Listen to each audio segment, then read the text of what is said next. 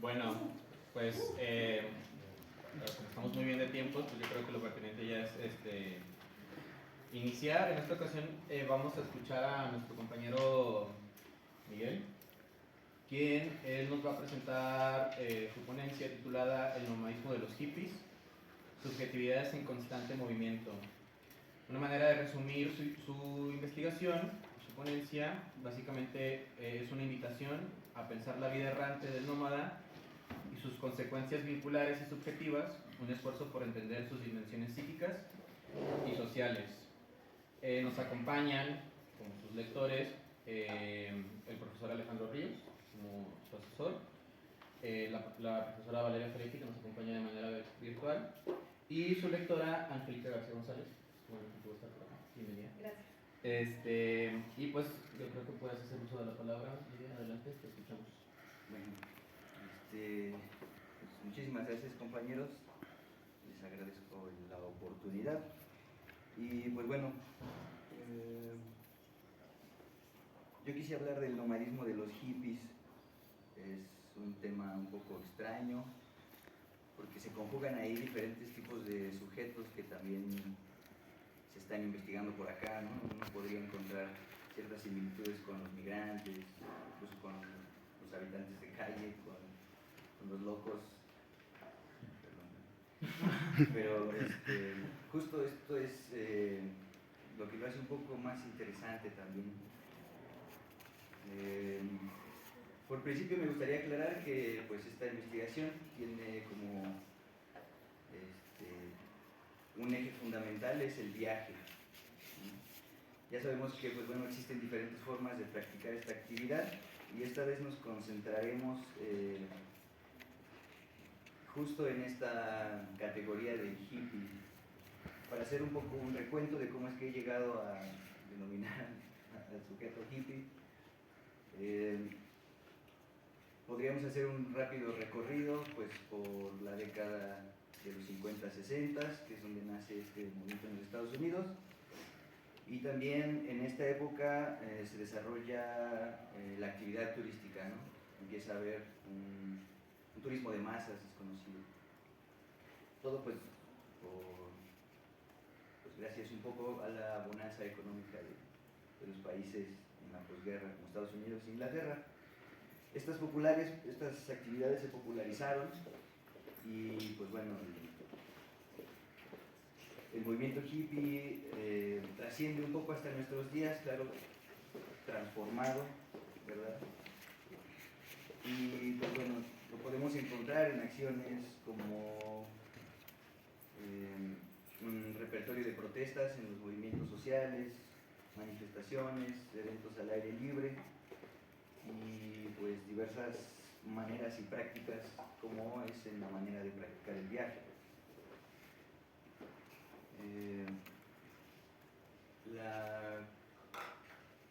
La contracultura del hippie se extendió ampliamente en el globo, llegó hasta México y acá en México se les denominó un poco como hippitecas, ¿no? Pues ya ven que tenemos a mexicanizar algunos términos, algunos procesos que se dan en Estados Unidos y aquí los transformamos, ¿no? Les damos una versión mexicana y eso es lo que es el hippiteca. Enrique Marroquín ya nos decía acerca de esta categoría específica, ¿no? Una de las actividades preferidas de estos sujetos era viajar, ¿no? Por aquello del viaje mochilero, que de hecho la frase el viaje mochilero pone un poco de relevancia a la diferencia que existe entre viajar con una mochila y viajar con una maleta, ¿no? En la mochila se supone algo más austero, pero bueno, en nuestros días no creo que tampoco sea así. No creo que justo el viaje mochilero sea una categoría pertinente para describir lo que habla también esta investigación, porque se presta a muchas confusiones también. Entonces no es lo mismo un mochilero latinoamericano que un mochilero europeo, ¿no? Bueno, para poder situar a nuestro sujeto, podemos observarlo desde desde una reapropiación de algunas de las formas de vida que se daban en los hippies de aquel entonces, ¿no? Y básicamente, o esencialmente, porque voluntariamente han decidido incluir el viaje como una alternativa para su vida. No digamos para toda su vida, algunos sí, pero algunos ya se quedaron en el viaje, como dicen por ahí. Este sujeto está ligado a diferentes tipos de prácticas, algunas esotéricas, ¿no? Otros más como interesados en la expansión de la conciencia con algunas sustancias. Hay quien también se preocupa por la ecología, por mantener de alguna manera el mundo en donde vivimos. Y pues bueno, otros más se dedican a las prácticas artísticas también. Hay diferentes maneras de poder acercarnos a este sujeto, ¿no? De poder reconocerlo. Michel Maffesoli nos da algunas pistas de lo que llama la vida errante. Si podemos avanzar. La vida errante, dice Maffesoli, desde este punto de vista es la expresión de una relación diferente con los otros y con el mundo, menos ofensiva, más suave, algo lúdica y claro trágica, pues se apoya en la intuición de lo efímero de las cosas, de los seres y de sus relaciones. En este sentido, el viajero ideal, dice Marc Augin, trata de existir, de formarse y nunca sabrá realmente quién es o qué es. El viajero toma su tiempo, en cambio el turista consume su vida, el viajero la escribe. Pues bueno, esto más que nada lo utilizo como para contrastar un poco, pero también para hacer notar que incluso no nada más el hippie, podría ser los investigadores o en general las personas que viajan, tenemos algo de turista también. Entonces, no es tampoco para señalar que el turista es malo, ¿no? Sí se han popularizado algunas prácticas excesivas de consumo, ¿verdad? Pero pues bueno, suponemos que no existen tipos ideales, es decir, que no se podrá encontrar al hippie en una forma exclusiva como nos lo menciona Maffesoli, así como tampoco al turista que solamente se dedica a destruir el entorno, ¿no? Pues bueno, para acudir al encuentro del sujeto de esta investigación es necesario trasladarnos geográficamente a la costa de Oaxaca, a Mazunte. Este lugar es ya conocido por albergar, recibir, ser espacio en común de estas personas que se la pasan viajando. Ahí pasa que el lugar permite, gracias a las fechas de vacaciones o a diferentes fiestas que se hacen ahí, las actividades, llegan muchos turistas, y lo cual quiere decir una derrama económica importante, y en este sentido el nómada también pues, se está preocupando por generar la moneda, ¿no? Y este lugar lo permite porque tiene todavía, por ejemplo, una accesibilidad, ¿no? Tiene, digamos que podrías encontrar todavía precios económicos, todavía no como digamos en Cancún, que ya la cosa turística está es más invasiva, ¿no? Inclusive con el mismo medio ambiente. Entonces, justo aquí en la costa oaxaqueña, en Mazunte, se pueden observar como, por ejemplo, el hippie nómada crea vínculos con los locales o con otros mismos hippies, ¿no? Y yo creo que eso es un poco de lo que estamos buscando.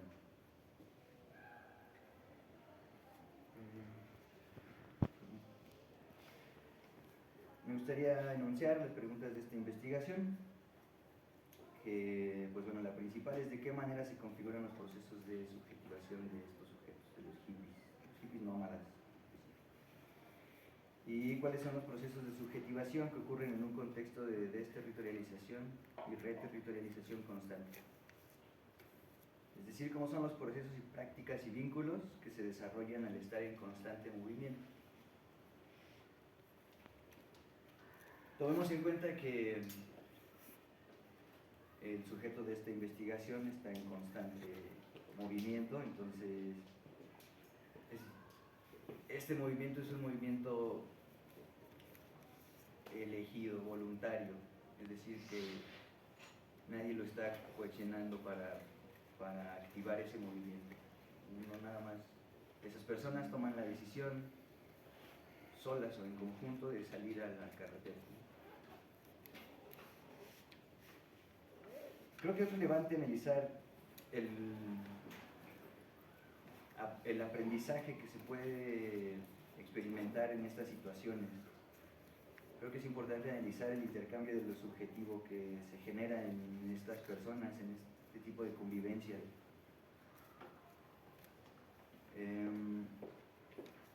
Creo que al analizar estos procesos de creación de vínculos y de sentido entre estos sujetos, podemos encontrar un poco un ejemplo de cómo desmontar algunas estructuras de opresión, ¿no? Creo que esta actividad nos permite acercarnos un poco más a la autonomía y por eso creo que es importante analizarlo. La misión central de esta investigación requiere que analicemos los procesos de subjetivación que permiten o dificultan los cambios en la construcción del sujeto, de la subjetivación del sujeto, sus relaciones, decisiones y consecuencias, y sobre todo la manera en la que son afectados por su cambio en la territorialidad, cambios constantes. Vamos a estudiar las subjetividades en constante movimiento para decodificar regularidades abstractas y, como dice Margarita Vaz, desmontar creaciones metafísicas para anclarlas a lo material. Pues si tuviéramos algunos supuestos en esta investigación, me parece que cuando se practica el nomadismo a la manera del hippie, se pueden experimentar diferentes acontecimientos que tienen la capacidad de transformar los procesos de subjetivación de quien lo experimenta. A través de esta actividad se pueden transformar radicalmente las vidas de los sujetos, transformando relaciones, sentidos y vínculos que se tienen con lo que les rodea, incluyendo el significado de ideas abstractas como el amor o la amistad, la libertad. Para analizar esta cuestión de manera académica, me gustaría comenzar por la dupla nómada y hippie. He elegido la categoría hippie porque el mismo campo fue quien me la sugirió, ¿no? Es decir, cuando yo estaba preguntando acerca de estos viajeros y estaba yo tratando de localizar al sujeto en mis primeras intervenciones en el campo, los locales referían a ellos pues de alguna manera despectiva, burlona, y también hacia mí, ¿no? Me preguntaban, ¿tú por qué estás estudiando a esa bandita, no? A esos marihuanos, a esos borrachos. Algo que me parece, digamos, cómico, que esa banda también, justo los locales se la pasan también pues muy relajados en sus espacios, ¿no? No hacen tampoco mucho, tienen casi los mismos hábitos, entonces me hace raro que los discriminen por algo que ellos mismos están haciendo. Bueno, en fin, estas experiencias en campo también han referido estas contradicciones, ¿no? Entonces, pues bueno, por eso elegí la categoría del hippie, ¿no? Justo por este andar también un poco histórico entre el hippie norteamericano, el hippiteca mexicano de los años 70, 60, 70, y ahora que esta categoría que yo me propongo investigar, que no es ni lo uno ni lo otro, sino es algo, no sé, que sea un sujeto en constante evolución, ¿no?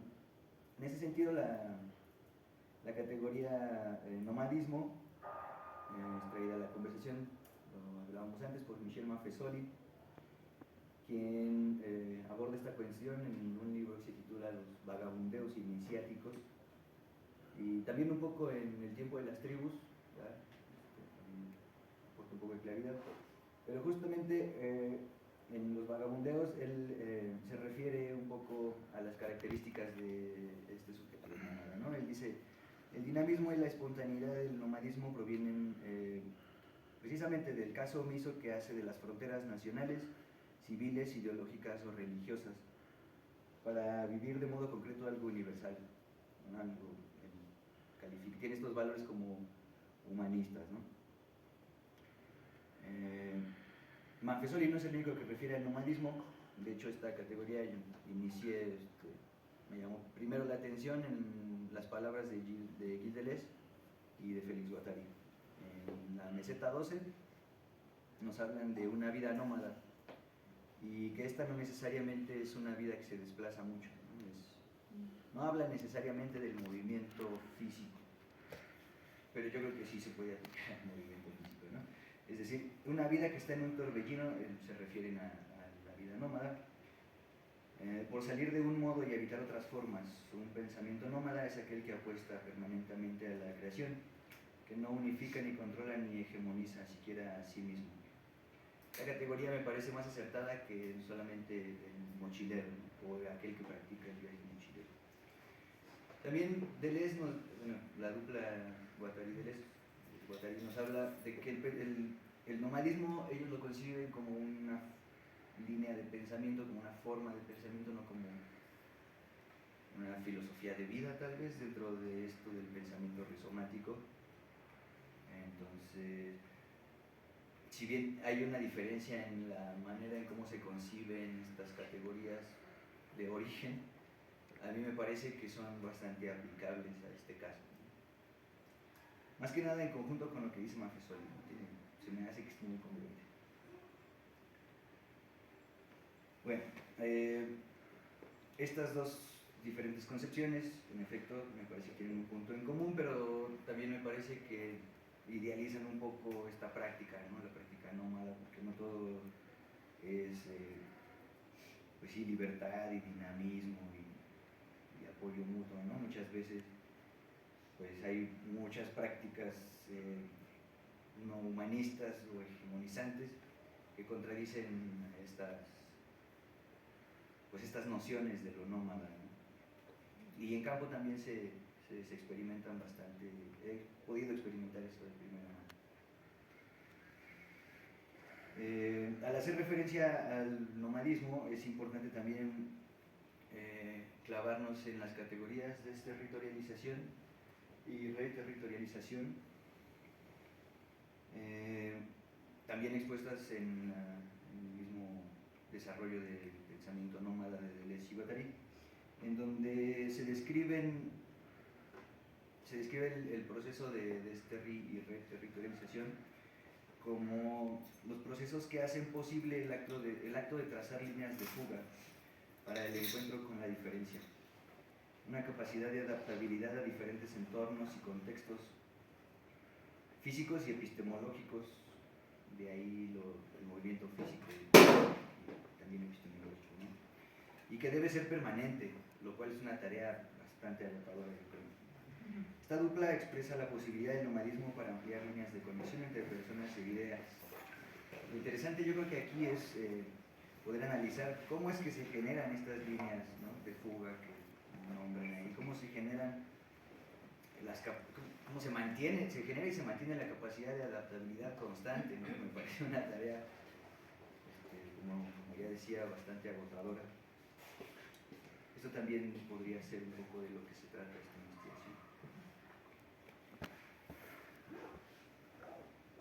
investigación. Otra idea que también me ha servido para...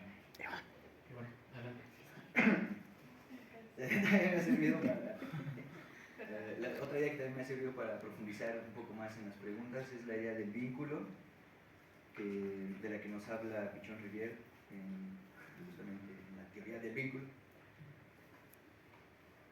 Claro, él escribe desde su contexto, estamos en los 50 todavía. Yo creo que él tiene puedo notar en su texto que tiene una, tal vez, necesidad positivista, ¿no? Y lo expresa abiertamente en su texto, pero dejando un poco de lado esta situación, me llama la atención que se refiere al vínculo como una unidad dialéctica de interacción, y en ese sentido nombra algunas de sus particularidades, como la noción de rol, de estatus y de comunicación. Bueno, si bien el vínculo no es solo eso, esas tres nociones juegan un papel importante para saber cómo se está conduciendo, cuáles son las características, tal vez poder reconocer algo en ese tipo de vínculo. También menciona que es particular, es decir, que dependiendo tiempo, espacio y sujeto, puede ser diferente en cada ocasión. Esto abre pues la posibilidad a pues, la enunciación de infinidad de vínculos, ¿no? Nosotros yo creo que también lo hemos experimentado y claro, en Mazunte también hemos desarrollado nuestros vínculos, lo que también me preocupa porque no sé qué tan sano sea establecer unos vínculos demasiado profundos o tal vez que eso me preocupa, en fin, más adelante lo enunciaremos. Dice Pichón Rivière para terminar que en el vínculo está implicado todo y complicado todo. Entonces, esa noción me parece que merece ser desmenuzada y pues ver hasta dónde nos sirve para llegar a algún resultado en esta investigación. En ese sentido, me gustaría también resaltar lo que dice Pichón. El vínculo es primero externo y después se hace interno y posteriormente vuelve a ser externo, configurando permanentemente la fórmula de esa espiral dialéctica, ese pasaje de adentro hacia afuera y de afuera hacia adentro, lo que contribuye a configurar una noción de límites entre el adentro y el afuera. Entonces, yo creo que si bien podemos analizar este límite, esta unidad dialéctica, tal vez esto nos lleva a analizar un poco mejor la realidad, ¿verdad? Ya para terminar, me gustaría hablar un poco del dispositivo que vamos a utilizar para esto. Me estoy saltando algunas categorías, de hecho, como es el espacio público, que también me gustaría hablar de eso. Y pues bueno, a grosso modo, el espacio de esta investigación es pues la playa, ¿no? Lo que permite otro tipo de actividades. Y entonces yo creo que también juega es un analizador importante, porque en este sentido también el espacio tiene sus propias, digamos, influye de manera importante en los procesos de subjetivación.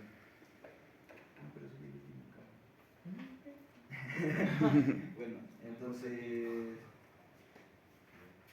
en cuanto al espacio público, ahí el profesor Alejandro ha podido acercarme un poco más a esta noción y bueno, creo que algunas de las cosas que podríamos analizar en este sentido y que ocurren en este espacio es, por ejemplo, las prácticas artísticas, la cuestión de la pérdida de la noción del tiempo, que ya no sabes qué día es, o nuestra relación con la desnudez del cuerpo, el hecho de que después de las primeras 2 semanas ya comienzas a plantearte la posibilidad de quedarte a vivir ahí, o que de pronto llega una persona y desarrollas vínculos y modificas tus decisiones y tu manera de entender la realidad y tomas decisiones que normalmente no tomarían. Entonces todo eso permite el espacio público en esta investigación y por eso se me hace interesante también analizarlo. En este sentido, pues bueno, se propone, quería contar que hasta el momento se han realizado 2 diferentes aproximaciones al terreno, territorio, la primera del 11 al 22 de octubre y la segunda del 21 de diciembre al 8 de enero. La última pues fue en fechas vacacionales, ¿no? Lo que también permitió la afluencia de gente, también había muchos más hippies con los cuales platicar y pues bueno, fue bastante fructífero en ese sentido. me di a la tarea de recopilar información a través de entrevistas semiestructuradas, del diario de campo, claro. Y pues bueno, podría yo calificar de que estas intervenciones han sido exitosas en la medida en la que me permitieron identificar al sujeto, por ejemplo, como lo hemos visto, y comenzar a ser reconocido por la comunidad, ¿no? Empezar a tener mis propios vínculos con la comunidad. Pude reconocer también un poco la historia reciente de Mazunte, de la Costa Oaxaqueña en general, y comenzar a formar parte de las relaciones sociales y de producción, que era algo que me importaba bastante. Pues bueno, también pude reflexionar mi ejercicio como investigador, al verme envuelto en la propia dinámica del hippie, ¿no? Pasaron algunos acontecimientos que me obligaron a reconfigurar la idea que tenía yo de mi propio ejercicio de investigación y que me obligaron a ser más creativo, ¿no? En la forma en la que habito ese espacio, porque ahora también me considero, cuando estoy allá, habitante de ese espacio. Entonces, pues bueno, según los requerimientos de esta investigación, se propone un enfoque cualitativo que tendrá como método el viaje etnográfico. Esto que Marc Augé denomina como el viaje imposible. En esta fase de la investigación me interesa la perspectiva que mis colegas puedan tener, pues, en torno al viaje y de nosotros mismos realizando esta actividad. Entonces me he permitido convocar a 2 compañeros de aquí de la maestría, este mismo salón, para que puedan ayudarme a elucidar esto que acontece ante mis ojos. No quisiera decir que me imagino, ¿verdad? Pero quisiera contrastar su visión también, creo que sería muy útil. Y pues bueno, para experimentar de primera mano esto del nomadismo de los hippies. Tenemos una ruta inicial, en este sentido, pues bueno, un poco el encuadre. Pues bueno, tenemos una ruta que es Ciudad de México, Oaxaca capital, y después, bueno, ya llegar a la costa. En este sentido, me gustaría también que el dispositivo no fuera nada más como yo aplicando algo, o sentir que yo aplico algo aunque no esté aplicando nada, sino que todos pudiéramos tomar las decisiones en conjunto, es decir, hacer de esta experiencia, de hecho, experiencia también va a ser una categoría que yo creo que va a empezar a tomar una relevancia bastante importante. Y entonces, en ese sentido, yo creo que podemos hablar después de la experiencia, después de justo hacer este viaje, ¿no? Entonces, pues bueno, las decisiones espero puedan ser tomadas en conjunto, puedan ser tomadas, pues, para lo mejor, para nosotros, para no exponernos, pues sí, para no pasar algún riesgo innecesario. Se propone, pues bueno, también que en este viaje, para poder cubrir nuestras necesidades básicas, tendremos que generar la moneda en la informalidad, seguramente. Pues hay diferentes actividades que permiten esto, ¿no? Como lo hace el artista popular, tal vez, que trabaja en la calle, que trabaja, ¿no? Andando también, o en la venta de artesanías, en la venta de diferentes artículos, bueno, en fin, se puede generar la moneda en diferentes oportunidades. Y pues bueno, esta actividad que oscila entre lo atrevido y lo inseguro es lo que se plantea como dispositivo de intervención. Este viaje se tratará de conocer, de hablar, de ayudar y de participar. Hay que practicar ese viaje que obliga a buscar alianzas y que acerca a sus participantes. Lo que se intenta es vivir la experiencia y que este dispositivo nos ayude a problematizar algunos de los asuntos que se han identificado en el terreno. Por ejemplo, el asunto económico, es decir, cómo le hace el hippie nómada para generar, la visión de nosotros mismos en ese tiempo y espacio, es decir, cómo nos hace sentido habitar ese espacio, y la manera en la que puede ser afectada nuestra relación con la propiedad privada, por ejemplo, con el arte o con las prácticas artísticas, con el cuidado de nosotros mismos, de la salud, con experimentar, por ejemplo, la enfermedad, cuestiones más complejas como la amistad, la libertad, el amor o la confianza, como las vejeces o las infancias hippies y sus propios procesos de subjetivación, que también creo que son importantes indagar. Todos estos temas serán los ejes de una discusión constante que tendremos con los compañeros de la maestría también, pero justo trataremos de ya una vez que estemos en Mazunte, trataremos de hacer grupo, ¿no? Para invitar a otros compas hippies que también estén habitando el espacio a reflexionar en torno a esta temática, ¿no? Y con esos ejes específicos. Espero poder traer buenas noticias de esta experiencia. Regresar con bien, primeramente, ¿verdad? Y ya después estarán.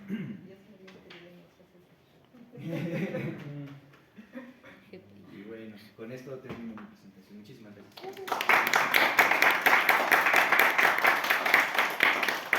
Muchas gracias. Y bueno, para continuar con los comentarios de los lectores, solemos empezar por el lector externo. En este caso, creo que nos podrías ayudar a tomar palabra, Angélica. Te escuchamos.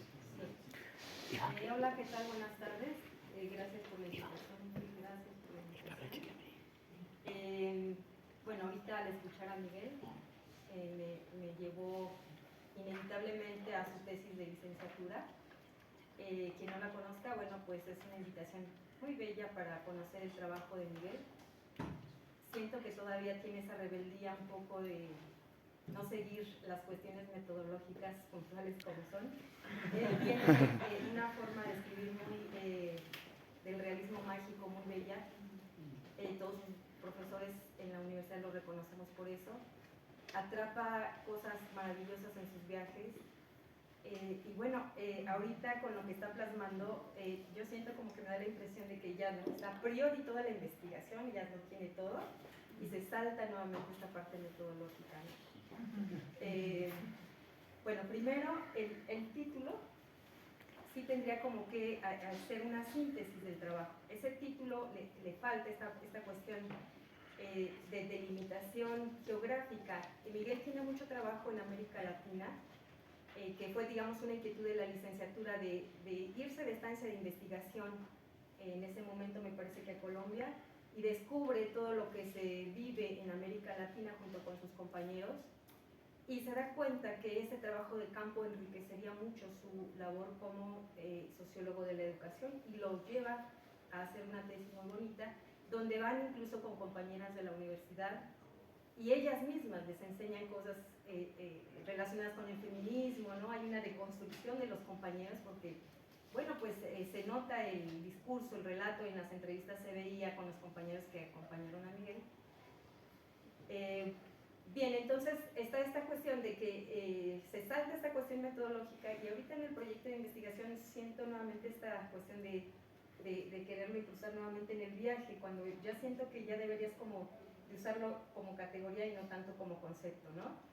Hay aquí una propuesta, desde mi punto de vista, de un título de la tesis que delimite un poquito más la parte geográfica. No sé si puedas a lo mejor titularlo Sendas alternativas al sur y el nomadismo hippie, la construcción de subjetividades en América Latina, y ahí está tu delimitación geográfica, donde tú ya tienes construido toda esta parte de subjetividades y que seguramente se va a enriquecer mucho más con la investigación que vas a llevar a cabo. O también se me ocurre un título como Resistencias en el movimiento, Resistencias en movimiento, el nomadismo hippie como práctica política y subjetiva en América Latina. O sea, es bellísimo porque al conocer el trabajo de Miguel, pues inmediatamente me surgen estas ideas como título. Entonces, en tus antecedentes, ya una vez teniendo esta síntesis de tu trabajo que se va a plasmar en el título, en esta cuestión de los antecedentes, yo creo que hay que dejar un poco la cuestión del concepto de viaje y empezar a plasmar a lo mejor ahí el mayor auge del movimiento hippie y la filosofía que tenían en los años 60, 70, y aterrizar ese trabajo ya hasta el momento del siglo XX como una transformación de ese nomadismo hippie. Entonces aquí hay algo que se ve de diferente manera y diferentes contextos históricos y ponerlo, digamos, no ponerlo a priori, sino que es como algo que apenas vas a descubrir. También siento el trabajo un poco muy general, está bastante abierto en los conceptos, en otras cuestiones, incluso en las preguntas de investigación. Pero bueno, ya tiene todo. O sea, yo conozco el trabajo de Miguel y sería, digamos, un poco como enriquecerlo ahora con lo que haga en la maestría, y puede desmenuzarlo, ¿no? Quizás a lo mejor en el planteamiento del problema puedas analizarte las experiencias y prácticas del nomadismo, del movimiento hippie puntualmente, observar la vida itinerante que tienen los compañeros, sus formas de asentamiento temporal como una práctica política, porque en esta práctica política es un poco estar en contra del sistema capitalista, de estas cuestiones que están señaladas como la normatividad, lo que es normal, ¿no? Y también en este planteamiento del problema, pues ir plasmando esta cuestión geográfica que tiene que ver con América Latina. Sería bellísimo un trabajo hecho, digamos, pensado en esos términos, ¿no? Las entrevistas, pues, son entrevistas con tus compañeros que han viajado no solamente a Ecuador, a Colombia, bueno, con dos países es más que suficiente y creo que hay más países que han visitado, ¿no? Entonces, cuando tú ya tengas tu objeto de estudio, inmediatamente ese objeto de estudio te va a lanzar a tu pregunta matriz. Esa pregunta matriz la pienso yo desde el punto de vista de pensar, ¿no? ¿Cuáles fueron las motivaciones principales que impulsaron estas prácticas nómadas de los jóvenes o de los estudiantes en el contexto latinoamericano?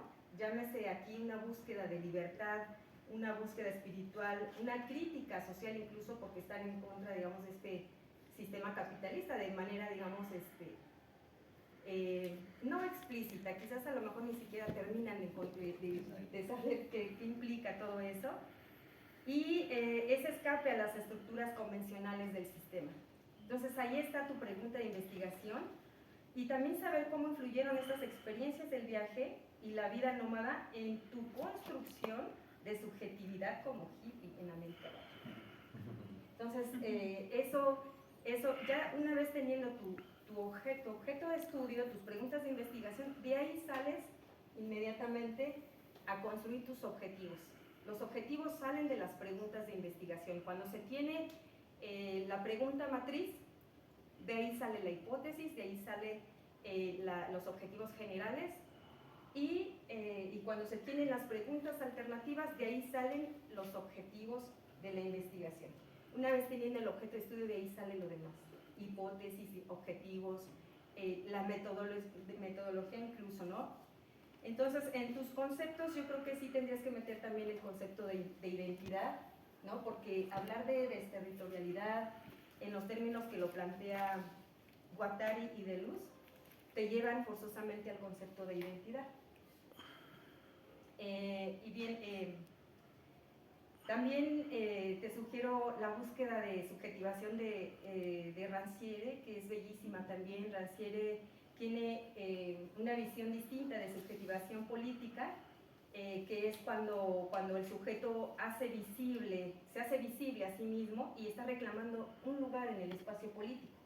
Entonces todo esto es, digamos, una cuestión política, un actuar del joven, de los estudiantes, ¿no? Tiene dos libros muy buenos, que se llama uno El desacuerdo y el otro El espectador emancipado. Y también en la parte del concepto de nomadismo te recomiendo a Elmer Etienne. Tiene un libro que se llama Diógenes y los cínicos, y ahí él habla del rechazo a las cuestiones convencionales, sociales, y al desapego de las percepciones materiales, ¿no? Hay una búsqueda constante de los jóvenes o de los estudiantes en esta vida según la naturaleza, y en una vida que está emancipada, digamos, como un ciudadano del mundo, y de ahí pues ya empiezas a trabajar con la categoría viaje. Ajá, pero digamos hay que pasar a segundo plano el concepto de viaje, no tratarlo como concepto sino como categoría. Y bueno, claro, eso porque siento que hay como un centralismo con ese concepto, ¿no? Se trabajó mucho en la licenciatura, ahora se puede trabajar de distinta manera en la maestría. Y bueno, también, ya por último, dejar de lado la cuestión de ver lo de Mazunte y lo de los tiempos y las fechas. Eso ya se puede trabajar no en el proyecto de investigación, sino más bien en el corpus de la tesis, como los relatos que quizás se van a desprender, porque si no lo va a llevar en el proyecto de investigación a aterrizarlo como un estudio de caso, ¿no? Porque está hablando de Mazunte, porque está hablando de la cuestión esta de los tiempos, las fechas y demás, ¿no? Y bueno, es imposible trabajar o romper ese relato y la narrativa que tiene, cuesta mucho trabajo. Parece que Miguel escribe y queremos meterle el marco teórico y queremos meterle ahí la cuestión metodológica, y es bien distinto, choca, porque su forma de escribir es muy del relato, la narrativa, de plasmar toda la cuestión subjetiva de lo que ha vivido, y bueno, eso hace un bello trabajo. En general me parece muy bonito. Conozco la primera parte, me imagino que esta segunda va a tener que superar a la primera parte porque tuvo una mención honorífica importante. Y bueno, muchas felicidades, me gusta mucho, la verdad me gusta mucho el trabajo. Muchas gracias por sus palabras. Bueno, nos gustaría como ahora invitar a la profesora Valeria Faletti, que es profesora de TACO, que nos comparta un poco de sus comentarios después de la lectura. Si nos escucha, sí. Adelante.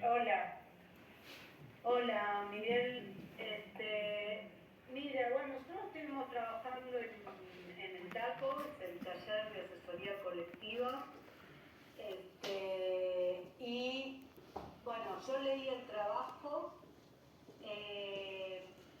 que sí me sorprende como, o sea, se me descontextúa un poco con lo que hemos hablado y también con lo que vas trayendo ahora en el coloquio.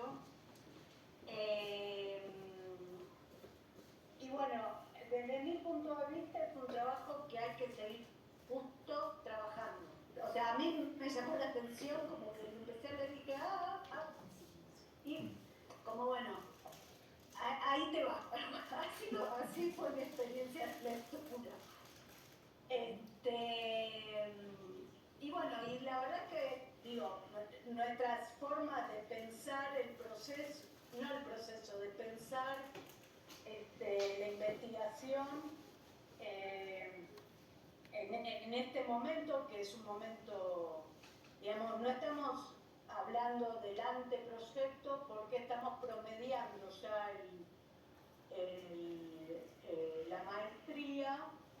Entonces, digamos, independientemente de lo que decían también con tu asesor, Alejandro Ríos, bueno, los comentarios y aportes que ahora trae la lectora externa, digo, independientemente de la estrategia que utilicen para este módulo, sí creo que hay que seguirlo trabajando. O sea, lo que no tengo muy claro es que si sería ahora, y digo, es nuestra función también a hablarlo abiertamente, si sería ahora para el incompleto o cómo sería, digamos, ¿no?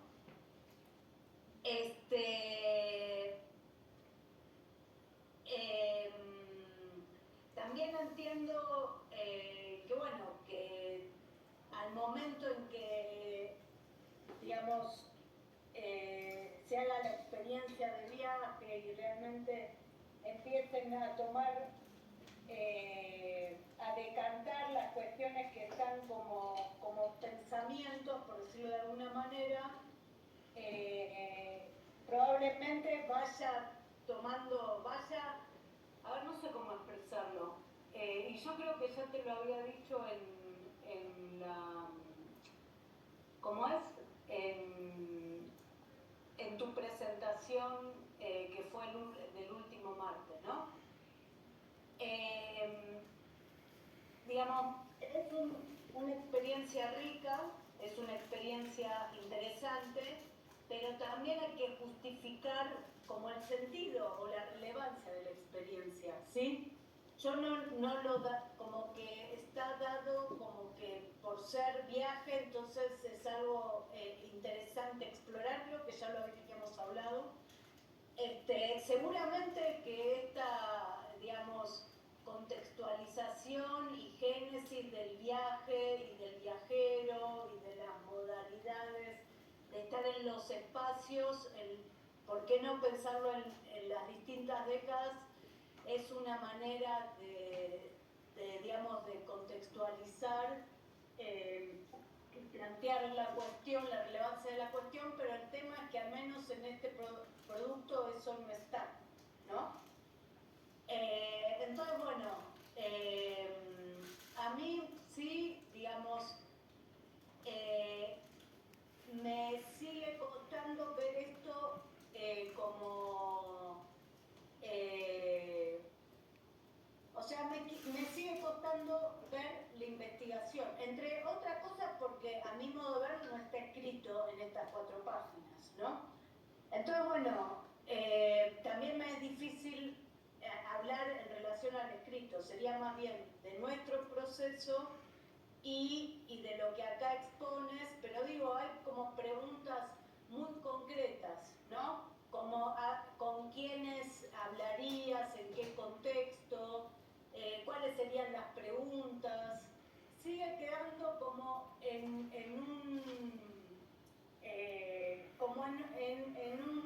una intención, ¿no?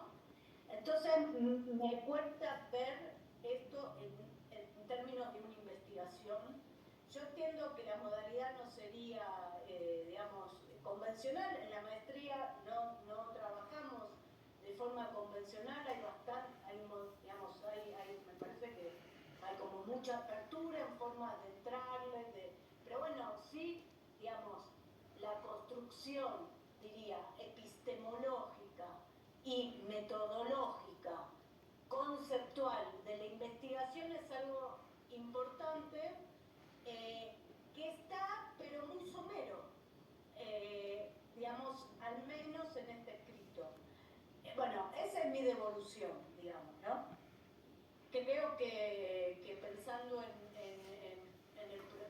digamos, en el momento en que estamos en la maestría, bueno, podrías como, digamos, justo dar más elementos para entender, para darnos más elementos y entender tu trabajo de investigación, ¿sí? Ok. Bueno, muchas gracias, profesora Valeria, por sus comentarios. Pues bueno, ya para la parte final, toma la palabra el profesor Alejandro Ríos. Pues gracias. Coincido con Angélica y con Valeria, y aquí está la dificultad de coincidir. Tu escritura, Miguel, es metafórica, ¿sí? Escribes en primera persona, y yo sí alcanzo a ver cómo punteas tu proyecto de investigación, ¿no? Entonces hay 3 ejes analíticos teóricos, el turismo y el nomadismo es uno, ¿sí? Los hippies y el nomadismo es otro, y la teoría del vínculo es la tercera, ¿no? Y como metodología propones me gusta la metáfora del viaje imposible con Marc Augé, y lo cual se entiende algo de imposible, ahorita voy a decir por qué. Pero yo hago trampa porque todo esto lo hemos platicado. Y lo he leído en 2 entregas, entonces soy un poco tramposo. Y esto deriva, bueno, esta ausencia y esta coincidencia, que bien escribir en primera persona te da esa posibilidad de hablar con metáforas, con parábolas, con hipérboles, pero también hace falta este registro, ¿sí? Esta concatenación de ideas, esta sedimentación, y no darlo por supuesto, porque cuando hablamos en primera persona utilizamos muchos sobreentendidos. Por ejemplo, ¿quién de ustedes conoce Mazunte? Abre la mano, levanta la mano. ¿Ya ves? Y entonces, cuando tú dices Mazunte, das por sobreentendido que ya todos lo conocemos. pero no es así, ¿no? Entonces, entre Mazunte y Puerto Escondido, que están cerquita, hay una diferencia, ¿sí? Que radica desde el viento. ¿Sí? Entonces, cuando escribimos en primera persona, hay que hacerlo de tal manera de escribir las cosas que, hablando de la playa, casi sintamos la arena en los tacones. ¿Sí? De otra manera, es una escritura no lograda. ¿Sí? Y tan no lograda en este caso, Miguel, que por ejemplo ya has hecho, en el transcurso de la maestría, ya has hecho viajes a Asunto. Y aquí no aparece. ¿Sí? Entonces, ese es un olvido. ¿Y por qué el viaje imposible extraña peligro? Además de las condiciones en las que estamos, ¿sí? O sea, no te puedes ir alegremente y además anunciarlo, voy alegremente, y con 2 compañeros me llevo por ahí, ¿no? A pedir RAI y a vivir de lo que saquemos en el día.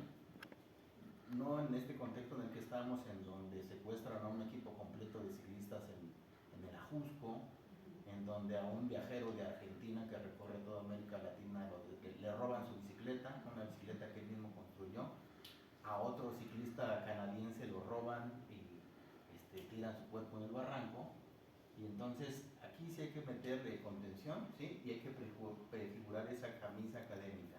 Uno es la escritura, ¿sí? Hay que hacer un ejercicio de estos ejes que puntualizas, desarrollarlos de manera, como dice Valeria, epistemológica. Así que nos lleves de la mano para conocer más hondo, que nos lleves de la mano para distinguir, ¿sí? Entre los hippies, cuál es el biblioteca, ¿sí? Cuál es el hippie de primer mundo, el hippie, y cuáles son los hippitecas, ¿sí? Y dentro de esos hippitecas, ¿cuál es el artesano? ¿Cuál es el artista popular? ¿Cuál es el que va para trabajar en bienes y servicios? ¿Sí? Esas texturas son las que nos faltan. Entonces, para eso es necesario este tipo de escritura. Y también lo otro, cuando uno escribe en primera persona, además de los sobreentendidos, también puede perderse en la escritura y en el viaje mismo. ¿Sí? Entonces, con esta camisa académica de contención de la escritura, y yo sí te propongo cambiar el aventón, el RAI, la mochileada, por irte en camiones de segunda o tercera, y donde vas a encontrar un mundo de gente. Ahí en los de segunda y tercera en Oaxaca. ¿Sí? Y además, ¿por qué es peligrosa? Porque este tipo de viaje imposible ya lo han intentado hacer. En la Revolución, Ambroise, ¿cómo se llama? El de los cuentos crueles, un escritor, un literato norteamericano, se fue a seguir a Pancho Villa para hacer crónicas de la Revolución y se perdió. ¿Sí? De ahí está la novela de Gringo Viejo de Carlos Fuentes. Quien inicia con estos viajes iniciáticos, Jack Kerouac, Neil Cassidy, y mueren de cirrosis. ¿Sí? Burroughs mata a su esposa, aquí en Nonualco, en Tlatelolco. Entonces son viajes peligrosos. No, esperemos que no. Y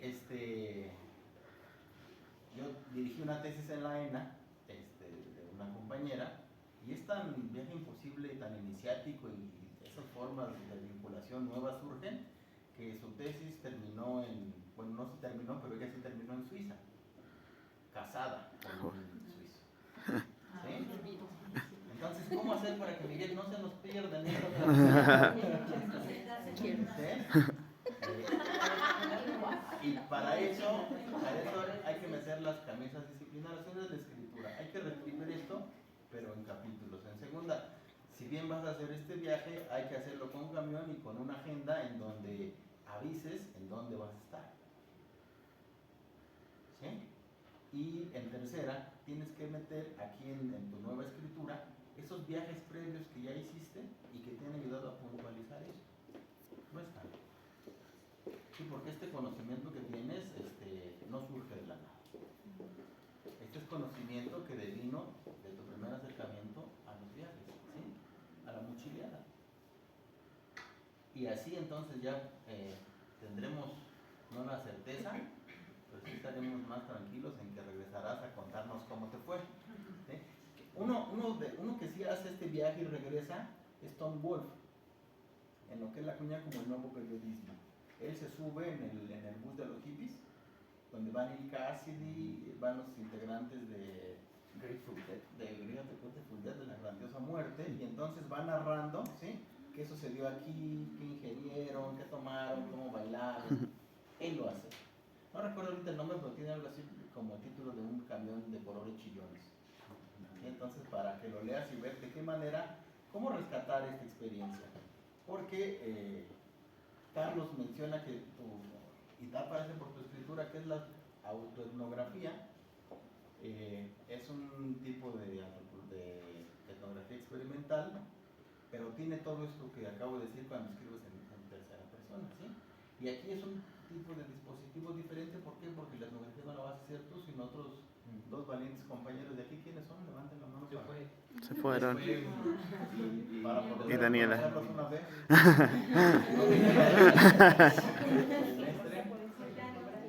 Ya no se me hizo. El que estaba acá.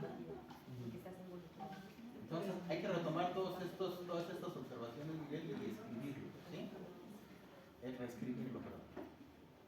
Pero sí, me gusta, es una apuesta interesante. Hay disciplinas, bueno, dentro de la antropología hay dos movimientos que tratan de estudiar esto, ¿sí? Uno es la antropología del turismo y el otro es la antropología de la movilidad. Hace como 3 años salió un número especial en la revista de antropología de Iztapalapa. Entonces hay que darle una revisada para ver qué tema buscar. ¿Sí? Y hay que meter aquí teóricos que estudian el movimiento. No desde la física, sino el movimiento social. ¿Sí? Y con eso creo que sería todo. Hay que retomarlo. Y si bien tienes experticia en esto, las condiciones sociopolíticas no son diferentes en México. ¿Sí? Entonces hay que tener la debida precaución. Muy bien. Pues muchas gracias, profesor. Miguel, nos quedan como 3 minutos. ¿Quieres comentar algo? ¿Ya para cierre? ¿Todo bien? Bueno, pues agradecer y un aplauso, por favor.